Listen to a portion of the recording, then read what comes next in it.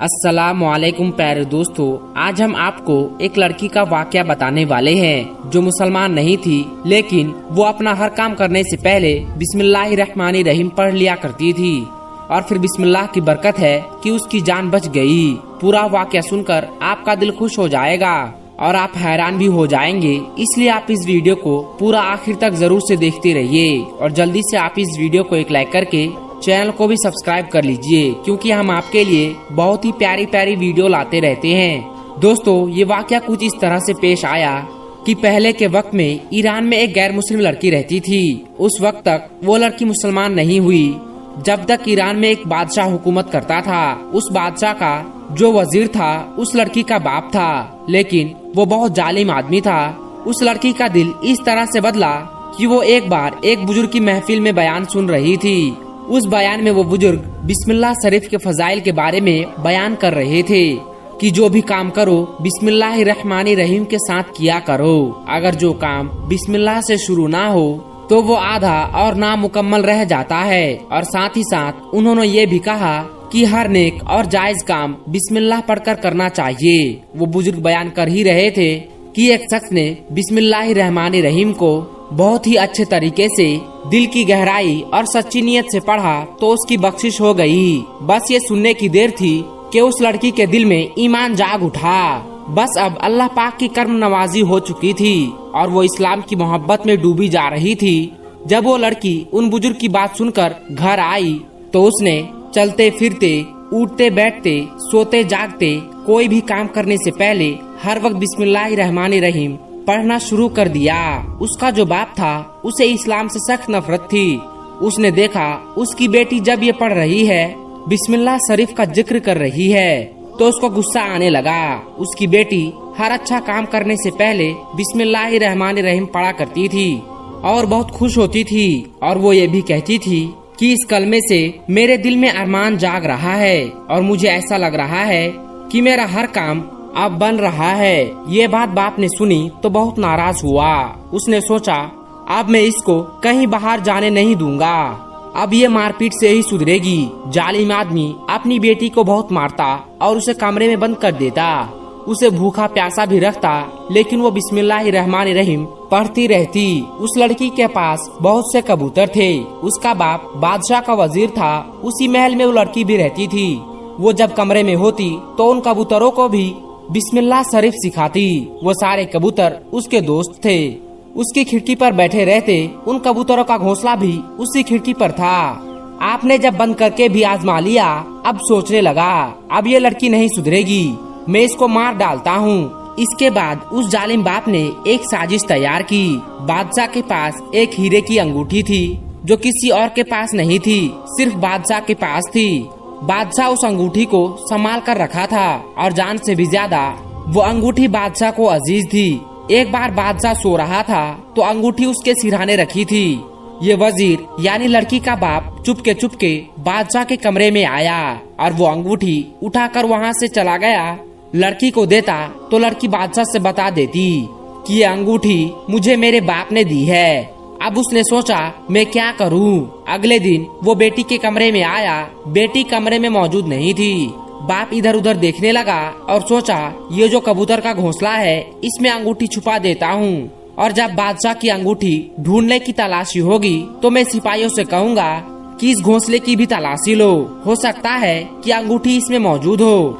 साजिश तो उसने बहुत अच्छी की थी, चालाकी से काम किया था, लेकिन सब कुछ उसके मंसूबे के मुताबिक नहीं हुआ। वो लड़की अल्लाह का नाम लेने वाली थी। अल्लाह पाक अपने बंदों को मायूस नहीं करता। लड़की को ये बात नहीं पता थी कि अंगूठी कबूतर के घोंसले में मौजूद है। बादशाह जब सोकर उठा तो देखा अंगूठी नहीं है, तो वो गुस्से से पागल हो गया कि मेरी अंगूठी कहाँ गई। और बादशाह अपने सिपाहियों को बुलाया और कहा कि जिसने भी मेरी अंगूठी चुराई है उसका पता करो और उसका नाम ला कर दो। उस शख्स को पकड़ कर लाओ, मैं उसका सर कलम करूँगा। वजीर तो इसी मौके में था। वजीर कहने लगा कि जान की अमन बाबू बादशाह सलामत, कुछ कहना चाहता हूँ। आप बाहर के लोगों को क्या देख रहे हैं? सबसे पहले इस महल की तलाशी शुरू की जानी चाहिए। बादशाह कहने लगा, क्या तुम्हें किसी पर शक है? उसने कहा, शक नहीं है, लेकिन उसूल की बात है।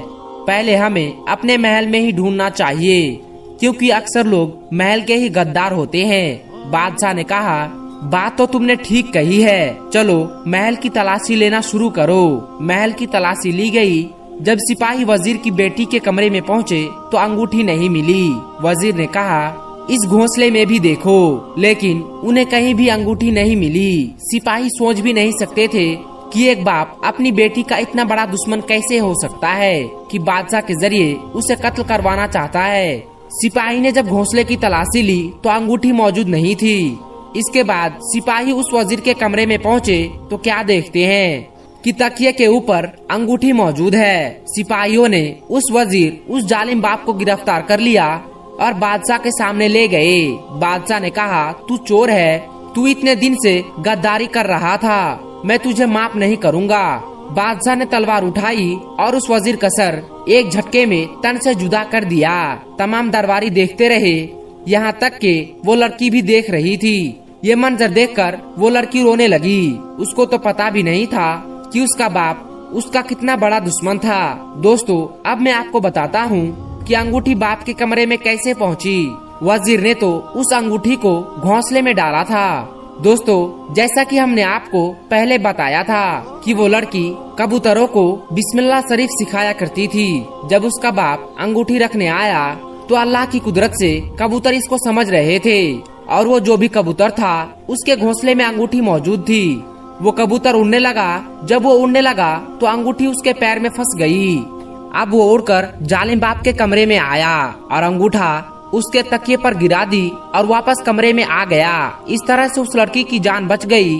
अब उस लड़की ने उस बुजुर्ग की बात सोची कि बिस्मिल्लाह की बरकत से हर बिगड़े काम बन जाते हैं, मुश्किलात हल हो जाते हैं। अब ये लड़की ने ये बात आजमा ली थी। अब वो लड़की मुसलमान बन गई। सुभान अल्लाह। तो दोस्तों, आपने देखा कि बिस्मिल्लाह शरीफ पढ़ने की कितनी बड़ी बड़ी फजीलतें होती है। दोस्तों, जो भी शख्स जिस भी काम को शुरू करने से पहले बिस्मिल्लाह शरीफ पढ़ता है उसका वो काम पूरा हो जाता है, और जो शख्स काम शुरू करने से पहले बिस्मिल्लाह शरीफ को नहीं पढ़ता उसका काम अधूरा ही रह जाता है। दोस्तों, हमें हर काम करने से पहले आप कुछ भी खाए, चाहे एक लुकमा ही क्यों ना खाए, उसको खाने से पहले भी बिस्मिल्लाह शरीफ पढ़ लेना चाहिए। दोस्तों, किसी भी खाने पीने की चीज में अगर बिस्मिल्लाह शरीफ नहीं पढ़ा जाता है तो उस खाने के साथ में शैतान भी खाता है और शैतान उस खाने को खाकर मोटा ताजा हो जाता है और फिर आपसे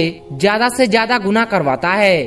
तो आप इस बात का खास ख्याल रखें। नहाने से पहले, सर में तेल लगाने से पहले, बालों में कंघी करने से पहले, हर काम करने से पहले बिस्मिल्लाह शरीफ जरूर पढ़ लेना चाहिए। और दोस्तों, आप इस वीडियो को ज्यादा से ज्यादा लोगों तक जरूर शेयर करें। ये वीडियो और ये वाकया आपको कैसी लगी नीचे कमेंट बॉक्स में जाकर हमें कमेंट करके जरूर बताइएगा। मैं मिलता हूँ आपको फिर एक और नई वीडियो के साथ। तब तक के लिए आप अपना और अपनों का बहुत ज्यादा ख्याल रखिएगा। अस्सलाम वालेकुम व रहमतुल्लाहि व बरकातुहू।